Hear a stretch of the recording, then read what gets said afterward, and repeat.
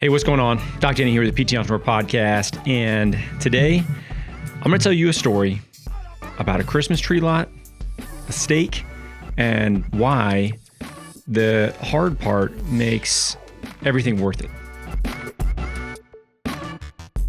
So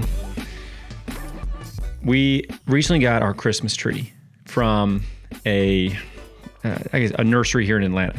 And as we were going to pick out our Christmas tree, I told my kids this story about a Christmas tree lot that my brother and I worked on in Columbus, Georgia. So my dad was stationed at Fort Benning. We'd only been there for a couple months. We moved it during the summer, going into my junior year, my brother's senior year.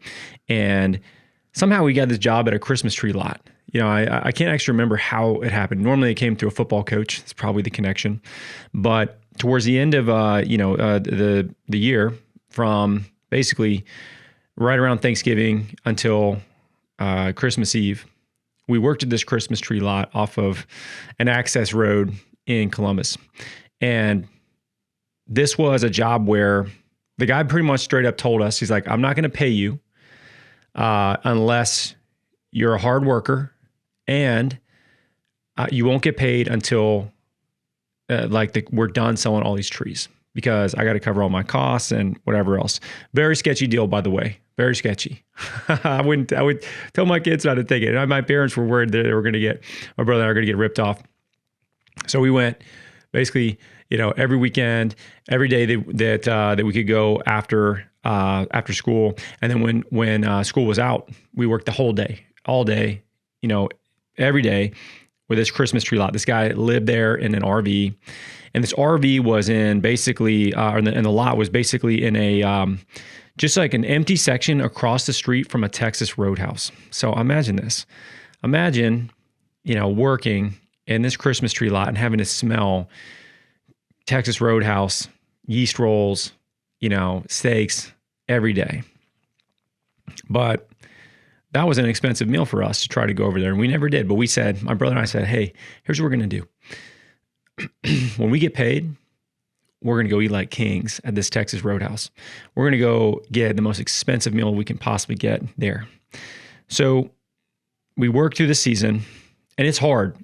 We're unloading Christmas trees. We're, putting them on people's cars, using chainsaws, all kinds of. It was a difficult, it was a manual labor job. Basically, it was mostly moving trees around. That's basically what they used us for. And you're just outside. It's cold, so it was miserable. We didn't want to do it. And not only that, keep in mind this guy wasn't paying us, and we actually didn't know if he was going to pay us. The very last day, we're selling the last trees, about to close up. We're like, okay, if he doesn't pay us, what are we going to do? And trying to figure it out. And so we go up and talk to him, and we're like, we got to confront this guy. He hasn't paid us yet. And he pulls out a huge wad of cash from his pocket, and he starts counting out, money for each of us. And he gave us the money he owed us. Then he gave us an extra $100 each. He said, y'all worked real hard. I appreciate it. You're welcome back next year if you want a job again. And it was so satisfying to get that cash, right? To put in hard work, get that cash. But here's what happened next. We walked across the street to Texas Roadhouse. We sat down and we ordered the most expensive steak we could get on the menu. And to this day, that is the greatest steak that I've ever had in my entire life, ever. And I've been to many other steakhouses since then that people may say are objectively maybe better, subjectively better than Texas Roadhouse. But I can promise you this. I've never, ever had a steak as good in my entire life. And I bet you, my brother, if I brought this story up, I think he would agree that was probably his favorite steak he's ever had as well. Now, what was it about the steak? Was it the fact that it was, a phenomenal meal at a phenomenal restaurant with a phenomenal chef or whatever? It's look, Texas Roadhouse is legit. I would eat there tomorrow. If I drove by one, I would go there any day. It's fantastic. But that wasn't what made it, right?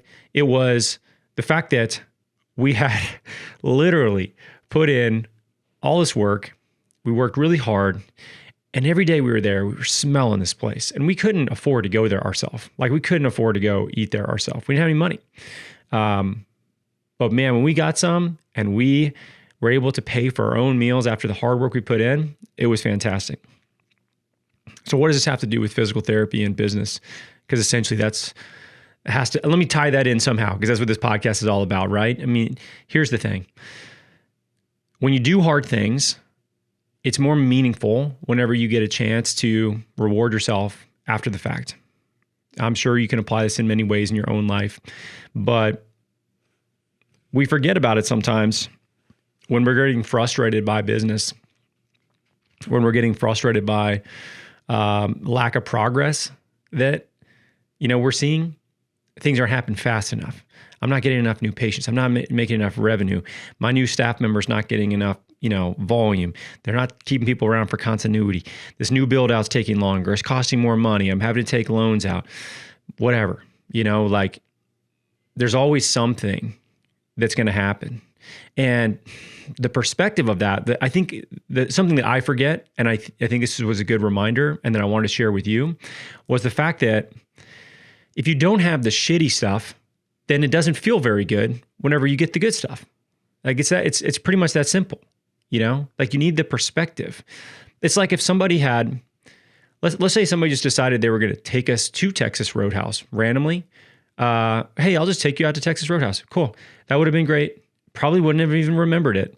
But the fact that we worked for so long, didn't know if we were going to get paid, finally got paid on the last day after smelling this place for a month. And then we got to go and pick out exactly what we wanted. And it was just like, gave the waitress a big tip. Man, we were freaking killing it that night.